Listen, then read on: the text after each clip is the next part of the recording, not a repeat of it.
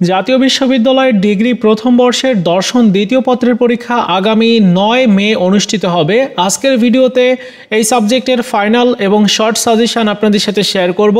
সাজেশনটি কমপ্লিট করতে আপনার একদমই কম সময় লাগবে, আর পুরো সাজেশনটি কমপ্লিট করলে আপনি পরীক্ষাতে 80 থেকে 90% পর্যন্ত কমন পেয়ে যাবেন।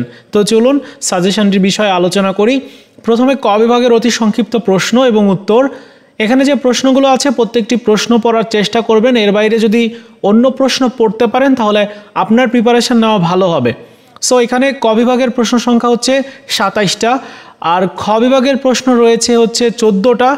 এই 14টা প্রশ্ন পড়লেই হবে, কারণ ইতিপূর্বে যে কয়টা পরীক্ষা আপনাদের ওই যে 2013-14 শিক্ষাবর্ষের সিলেবাস অনুযায়ী অনুষ্ঠিত হয়েছে, তারপর থেকে যতগুলো পরীক্ষা অনুষ্ঠিত হয়েছে জোর সালের বিশেষ করে প্রশ্নে দেখতে পেরেছি যে সেম একই টাইপের প্রশ্নই পড়ছে। সো আপনাদের এই প্রশ্নগুলো থেকেই কমন আসবে। আর গ বিভাগের রচনামূলক প্রশ্ন এখানে টোটাল 11টা দেওয়া হয়েছে। 11টা প্রশ্ন পড়লেই হবে আমার যতটুকু মনে হচ্ছে, কারণ একটা প্রশ্ন অনেকবার রিপিট করে আসছে। সো এবারেও এরকমটা হতে পারে যেহেতু জোর সালে আপনাদের পরীক্ষাটা অনুষ্ঠিত হচ্ছে। যাক বন্ধুরা, এই সাজেশনটির পিডিএফ লিঙ্ক এই ভিডিওর প্রথম কমেন্টসে দিয়ে দিব, আপনারা একটা ক্লিক করে ডাউনলোড করে নেবেন। আর লেখার ক্রাইটেরিয়া হচ্ছে প্রথমে ক বিভাগের অতি সংক্ষিপ্ত প্রশ্নগুলোর উত্তর করবেন, এরপর সরাসরি চলে যাবেন হচ্ছে গ বিভাগের উত্তর করতে।